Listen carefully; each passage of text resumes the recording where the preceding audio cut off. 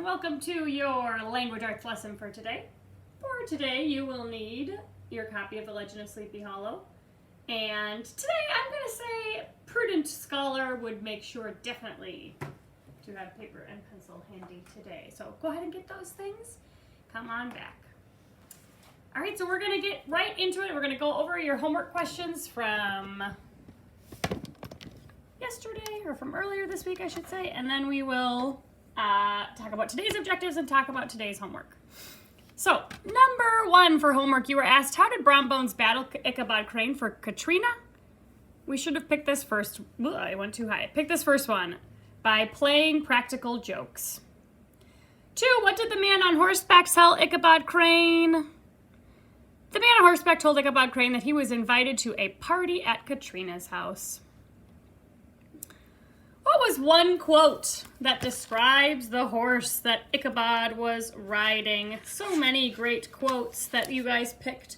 Rusty mane and tail were tangled and knotted with burrs. It's great. One eye had lost its pupil and was glaring and spectral. Great. The other had the gleam of a genuine devil in it. Great. All of these would be great. He was gaunt and shagged with a ewe neck, head like a hammer. Okay? Excellent quotes about the horse that Ichabod was riding. How about how Ichabod looks on the way to the party? You could say that his knees are nearly up to the pommel of his saddle. His sharp elbows stuck out like grasshoppers. The motion of his arms was not unlike the flapping of a pair of wings. Small wool hat rested on the top of his nose. Or his scanty strip of forehead, right? All of those would be excellent. And again, the idea being that Ichabod is very hopeful that he might win Katrina's heart, but there is a little bit of a ridiculous appearance to him. And 5, of what is Ichabod thinking while he rides to the party? Hopefully by now, 5th graders, you are starting to notice a theme for Ichabod. What is he thinking of? Ichabod is thinking of food while he rides to the party. So our objectives for today, 5th graders, we've got 2. We're going to be working on making an inference. So when we make an inference, what that means is that our author is not telling us directly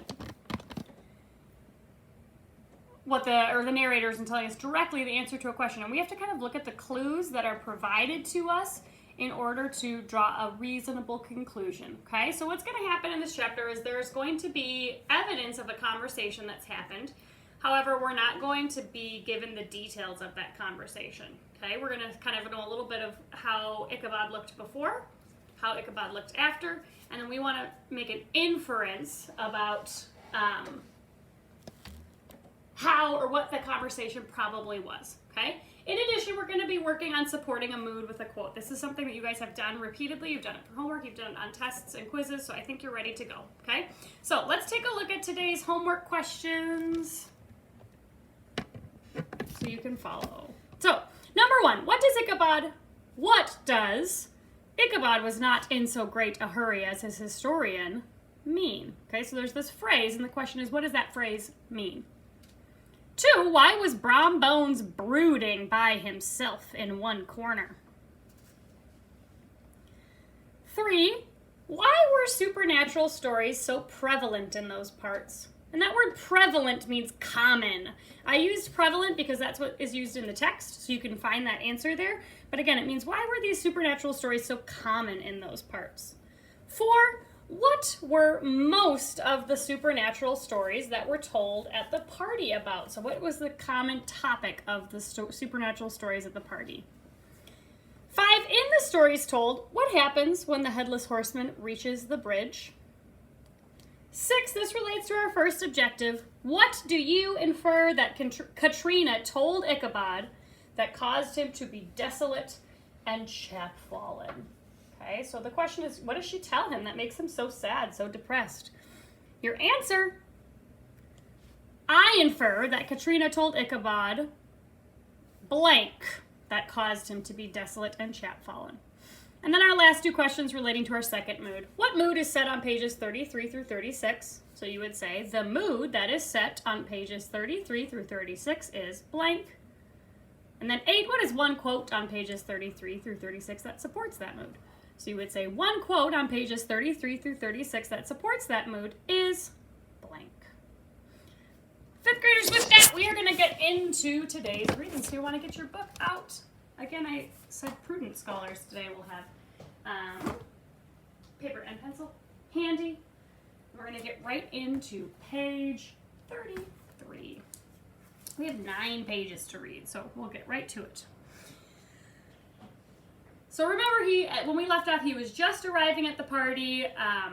The sun was setting, it was becoming evening, and he's been very excited at the thought of all the food he might eat. Bottom of 33.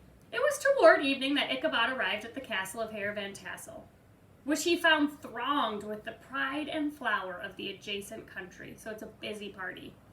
Old farmers, a spare leathern-faced race in homespun coats and breeches, blue stockings, huge shoes, and magnificent pewter buckles. Their brisk, withered little dames in close-crimped caps, long-waisted short gowns, homespun petticoats with scissors and pincushions and gay calico pockets hanging on the outside. Buxom lasses almost as antiquated as their mothers, excepting where a straw hat, a fine ribbon, or perhaps a white frock gave symptoms of city innovation.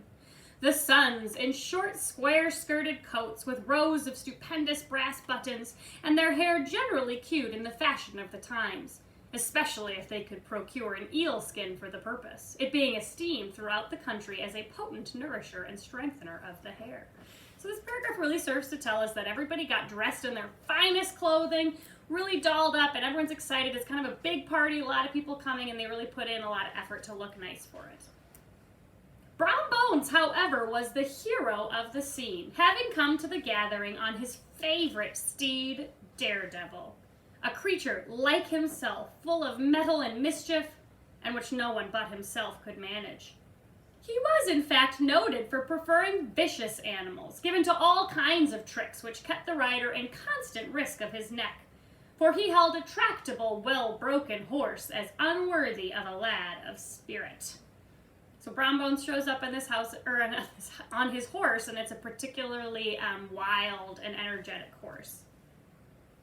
Fain would I pause to dwell upon the world of charms that burst upon the enraptured gaze of my hero as he entered the state parlor of Van Tassel's mansion. Not those of the bevy of buxom lasses with their luxurious display of red and white, but the ample charms of a genuine Dutch country tea table in the sumptuous time of autumn. So the narrator's saying, I would really like to stop and tell you a whole lot about what Ichabod sees when he comes into this house. And he's saying not all the people that he saw, but instead all the things he saw on the table, okay? Such heaped up platters of cakes of various and almost indescribable kinds, known only to experienced Dutch housewives. There was the dowdy donut, the tender oliekoek, the crisp and crumbling cruller, sweet cakes and short cakes, ginger cakes and honey cakes, and the whole family of cakes. And then there were apple pies and peach pies and pumpkin pies, besides slices of ham and smoked beef, and moreover delectable dishes of preserved plums and peaches and pears and quinces, not to mention broiled shad and roasted chickens, together with bowls of milk and cream, all mingled higgledy-piggledy pretty much as I have enumerated them. With the motherly teapot sending up its clouds of vapor from the midst, heaven bless the mark. I want breath and time to discuss this banquet as it deserves, and am too eager to get on with my story. So in this case, when he says, I want breath, it means he doesn't have. So he's saying, I don't have the breath or the time to go into great detail about this banquet. He's saying, I kind of got to move on, okay? Happily, Ichabod was not in so great a hurry as his historian, but did ample justice to every dainty. This gets us to question 1, fifth graders. So Ichabod comes in, right, and he sees this table, or probably many tables, right, just covered with all kinds of different foods, which by now, again, we hopefully are figuring out Ichabod is very distracted, I guess, by food, right? It seems to be one of his great loves in life is food, okay? So he comes in, he sees this food, and then our narrator, who is the historian, he says, I don't have the time or the breath to talk to you about all of these things, but he says, happily, Ichabod Crane was not in as much of a hurry as I am, and did ample justice to every dainty. Okay? So what does that mean if he's doing ample justice to every dainty? It's saying Ichabod is taking his time with every food. What does that mean, taking his time? Is he looking at them? Is he drawing pictures of them? What do we assume Ichabod's doing when he takes his time with every food? Yeah, the idea is that he's like tasting everything, right? That Ichabod is going around and trying every single type of pie and cake and meat and everything that's on there, right? Ichabod's trying it all, even though our narrator says, I gotta move on, okay? That was question 1, okay? He was a kind and thankful creature whose heart dilated in proportion as his skin was filled with good cheer, and whose spirits rose with eating as some men's do with drink. So we see as the more that Ichabod eats, the happier he gets. It brings him this increase in joy. He could not help, too, rolling his large eyes round him as he ate and chuckling with the possibility that he might one day be lord of all this scene of almost unimaginable luxury and splendor. So as he's eating, he's kind of looking around and thinking, oh, that will be my sofa someday. That will be my table someday. Again, this idea that when he marries Katrina, which in his mind is basically done already, then he'll inherit all these things. So he's kind of looking around and taking them for himself. Then he thought how soon he'd turn his back upon the old schoolhouse, snap his fingers in the face of Hans Van Ripper and every other stingy patron, and kick any itinerant pedagogue out of doors that should dare to call him comrade. So this idea of like when he has that money, he'll be done with that teaching business. Okay, and you'll see that I used a synonym for one of the words in here. The word that's in here has a totally different history than a different word, but this other word is a word that even anything close to it, I feel like is just, it causes big emotion, and it's really this inappropriate word. So I'm choosing to use the synonym in this case to stay far away from this slur, which would be absolutely completely wrong to use. So I don't want to do anything even close to it. Old Baltus Van Tassel moved about among his guests with a face dilated with content and good humor, round and jolly as the harvest moon. His hospitable attentions were brief but expressive, being confined to a shake of the hand, a slap on the shoulder, a loud laugh, and a pressing invitation to fall to and help themselves. And now the sound of the music from the common room or hall summoned to the dance. The musician was an old gray-headed man who had been the itinerant orchestra of the neighborhood for more than half a century. His instrument was as old and battered as himself. The greater part of the time he scraped on 2 or 3 strings, accompanying every movement of the bow with a motion of the head, bowing almost to the ground and stamping with his foot whenever a fresh couple were to start. Ichabod prided himself upon his dancing as much as upon his vocal powers. Not a limb, not a fiber about him was idle, and to have seen his loosely hung frame in full motion and clattering about the room, you would have thought St. Vitus himself, that blessed patron of the dance, was figuring before you in person. Okay, so the next little part of this, 5th graders, is talking about, again, some of the, we could assume probably at this point would be slaves, okay? So there's this description of the slaves kind of outside of the house and looking in and watching what's happening on the inside and watching the dancing and smiling as they do so, okay? So, on to page 37. How could the flogger of urchins, meaning Ichabod Crane is flogging his students, right? So he says, how could the flogger of urchins be otherwise than animated and joyous? The lady of his heart was his partner in the dance, and smiling graciously in reply to all of his amorous oglings, while Brom Bones, sorely smitten with love and jealousy, sat brooding by himself in one corner. Okay, so we see that Ichabod is dancing with Katrina, and it's saying he's so happy. He likes to dance, and he's dancing, okay? And Katrina's the one dancing with him, and he smiles at her, and he's making these sort of romantic looks at her, or winks or nods, or whatever you want to consider amorous oglings to be, but he's expressing with his looks that he has interest, and she is smiling back to him, right? So he's assuming certain things, right? If he's making these looks of like, I mean, I'm going to be very over the top here, but let's say he is kind of giving her like winks, right? Or he's kind of, whatever, doing something loving, and she's smiling graciously in reply. What do you think Ichabod's concluding? from this. He's dancing with her. She seems to be encouraging him. He's probably concluding, she likes me. Yeah, I'm kind of flirting with her and she's encouraging me. She's gotta like me, okay? So he's hoping that, I should say like, right? His hope is that she likes him, and it certainly seems to be that that's what she's indicating. And meanwhile, Brom Bones, it says sorely smitten with love and jealousy, is brooding in the corner. So this is question 2. Why is he brooding in the corner? Because of what I just talked about, okay? When the dance was at the end, Ichabod was attracted to a knot of the sager folks, who, with old Van Tassel, sat smoking at the end of the piazza, gossiping over former times and drawing out long stories about the war. This neighborhood, at the time of which I am speaking, was one of those highly favored places which abound with chronicle and great men. The British and American line had run near it during the war. It had, therefore, been the scene of marauding and infested with refugees, cowboys, and all kinds of border chivalry. Just sufficient time had elapsed to enable each storyteller to dress up his tale with a little becoming fiction, and in the indistinctness of his recollection to make himself the hero of every exploit.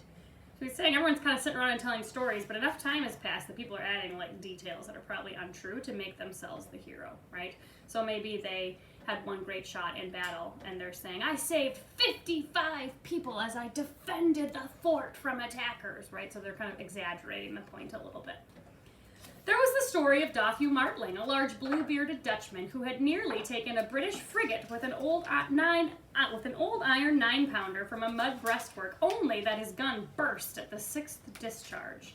And there was an old gentleman who shall be nameless, being too rich a mynheer to be lightly mentioned, who, in the Battle of White Plains, being an excellent master of defense, parried a musket ball with a small sword, insomuch that he absolutely felt it whiz round the blade, and glance off at the hilt, in proof of which he was ready at any time to show the sword, with the hilt a little bent.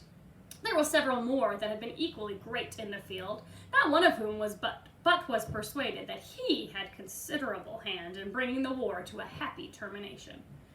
But all these were nothing to the tales of ghosts and apparitions that succeeded. The neighborhood is rich in legendary treasures of the kind.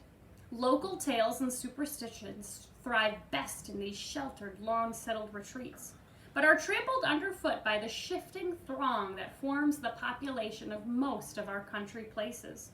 Besides, there is no encouragement for ghosts in most of our villages, for they have scarcely had time to finish their first nap and turn themselves in their graves before their surviving friends have traveled away from the neighborhood, so that when they turn out at night to walk their rounds, they have no acquaintance left to call upon. This is perhaps the reason why we so seldom hear of ghosts except in our long-established Dutch communities. The immediate cause, however, of the prevalence of supernatural stories in these parts, question 3, was doubtless owing to the vicinity of Sleepy Hollow. The vicinity means that's how close it is. So probably there's a lot of ghost stories happening because it's close to Sleepy Hollow.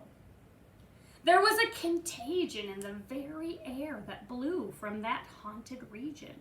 It breathed forth an atmosphere of dreams and fancies, infecting all the land. Several of the Sleepy Hollow people were present at Van Tassel's, and as usual, were doling out their wild and wonderful legends. Many dismal tales were told about the funeral trains, and mourning cries and wailings heard and seen about the great tree where the unfortunate Major Andre was taken, and which stood in the neighborhood. Some mention was made also of the woman in white that haunted the dark glen at Raven Rock, and was often heard to shriek on winter nights before a storm, having perished there in the snow. The chief part of the stories, however, turned upon the favorite specter of Sleepy Hollow, the Headless Horseman, who had been heard several times of late patrolling the country, and, it was said, tethered his horse nightly among the graves in the churchyard. So they've kind of moved to the piazza. This is like the porch, right? And there's stories being told. At first they were telling war stories, but then they shifted to start telling ghost stories. And this last sentence here is our answer to question 4. The chief part of the stories, however, turned upon the favorite specter of Sleepy Hollow, the Headless Horseman. Okay? The sequestered situation of this church seems always to have made it a favorite haunt of troubled spirits. So remember this church that got described at the beginning of the story, and it's set off apart from everything else, right? It's far away, and so they're saying the fact that it's kind of off on its own always seems to make it be a place where there's like these troubled spirits and ghosts visiting. It stands on a knoll surrounded by locust trees and lofty elms, from among which its decent whitewashed walls shine modestly forth like Christian purity beaming through the shades of retirement. A gentle slope descends from it to a silver sheet of water, bordered by high trees, between which peeps may be caught at the blue hills of the Hudson. To look upon its grass-grown yard, where the sunbeams seem to sleep so quietly, one would think that there, at least, the dead might rest in peace. On one side of the church extends a wide woody dell, along which raves a large brook among broken rocks and trunks of fallen trees. Over a deep black part of the stream, not far from the church, was formerly thrown a wooden bridge. The road that led to it and the bridge itself were thickly shaded by overhanging trees, which cast a gloom about it, even in the daytime, but occasioned a fearful darkness at night. Such was one of the favorite haunts of the Headless Horseman, and the place where he was most frequently encountered. The tale was told of old Brower, a most heretical disbeliever in ghosts, how he met the horseman returning from his foray into Sleepy Hollow and was obliged to get up behind him, how they galloped over bush and brake, over hill and swamp until they reached the bridge, when the horseman suddenly turned into a skeleton, threw old Brower into the brook, and sprang away over the treetops with a clap of thunder. The story was immediately matched by a thrice marvelous adventure of Brom Bones, who made light of the galloping Hessian as an errant jockey. He affirmed that on returning one night from the neighboring village of Sing Sing, he had been overtaken by this midnight trooper, that he had offered to race with him for a bowl of punch, and should have won it too, for Daredevil beat the goblin horse all hollow. But just as they came to the church bridge, the Hessian bolted and vanished in a flash of fire. All these tales told in that drowsy undertone with which men talk in the dark, the countenances of the listeners only now and then receiving a casual gleam from the glare of a pipe, sank deep into the mind of Ichabod. He repaid them in kind with large extracts from his invaluable author Cotton Mather, and added many marvelous events that had taken place in his native state of Connecticut, and fearful sights which he had seen in his nightly walks about Sleepy Hollow. So we actually just read the question, answered question 5, not this most recent paragraph, but the paragraphs right before that, about what seems to happen every time the Headless Horseman gets to the bridge, right? There's this sprang away in a clap of thunder, vanished in a flash of fire, okay? And so there's stories being told, and Ichabod's kind of sharing some of his insights about witchcraft in response to all of this, okay? And the stories are being brought all around, okay? The revel, that means the party, now gradually broke up. The old farmers gathered together their families and their wagons and were heard for some time rattling along the hollow roads and over the distant hills. Some of the damsels mounted on pillions behind their favorite swains, and their light-hearted laughter, mingling with the clatter of hoofs, echoed along the silent woodlands, sounding fainter and fainter until they gradually died away. And the late scene of noise and frolic was all silent and deserted. Ichabod only lingered behind, according to the custom of country lovers to have a tete-a-tete with the heiress, fully convinced that he was now on the high road to success. Okay, so 5th graders, everybody's leaving, right? And it tells us that Ichabod lingered, meaning he stayed behind to have a tete-a-tete, which I define for you in the vocabulary as a private conversation with the heiress. In other words, he stays back to talk with Katrina. And it tells us that he's fully convinced that he was on the high road to success. Remember, he was dancing with her before, and he's kind of flirting, and she's smiling and encouraging him, so he feels pretty sure right now, like, I think I got this. I think she's interested in me, and I think she'll want to marry me, okay? So now we're getting to this inference, okay? We're not going to hear what they talk about. We have to infer. What passed at this interview, I will not pretend to say. For, in fact, I do not know. Something, however, I fear me, must have gone wrong. For he certainly sallied forth after no very great interval, with an air quite desolate and chapfallen. I define those words for you too, desolate and chapfallen. Desolate meaning devastated, and chapfallen meaning dispirited or dejected. He's devastated, he's depressed. So he went in talk to Katrina, and he thinks to himself, confident, right? He's feeling confident about how this is going to go. And shortly after, he leaves looking very devastated and depressed. So again, as we're inferring, we have to think about that. Oh, these women, says our narrator, these women. Could that girl have been playing off any of her coquettish tricks? Was her encouragement of the poor pedagogue all a mere sham to secure her conquest of his rival? Heaven only knows, not I. Let it suffice to say, Ichabod stole forth with the air of one who had been sacking a hen roost rather than a fair lady's heart. Without looking to the right or left to notice the scene of rural wealth on which he had so often gloated, he went straight to the stable, and with several hearty cuffs and kicks, roused his steed most uncourteously from the comfortable quarters in which he was soundly sleeping, dreaming of mountains of corn and oats, and whole valleys of timothy and clover. Okay, so we're going to talk right now about question 6. So, question is, what do you infer that Katrina told Ichabod that caused him to be desolate and chapfallen? So again, I've said this just moments ago. He went in feeling super confident, super sure, super much thinking like, yes, she seems to like me. I feel good about this conversation. And he left shortly after looking desolate and chapfallen. So we don't know, but we have to infer what she told him, okay? So we're going to work on this one together, 5th graders, which means that you should all definitely get it right. So the question, what do you infer that Katrina told Ichabod that caused him to be desolate and chapfallen? So I'm going to say, I infer that Katrina told Ichabod blank, which caused him to be desolate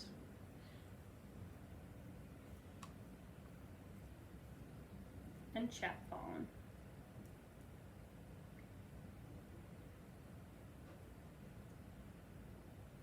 So, inferring, hopefully you're kind of thinking this. He went in to say probably, I love you, we should be married, and then I can eat all your food forever. And he's feeling really good about it, but then he leaves feeling depressed. So what do you infer that she probably said? He says, I love you.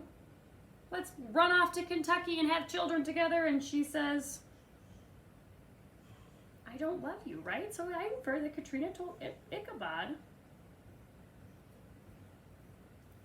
that she doesn't love him or like him or like him, right?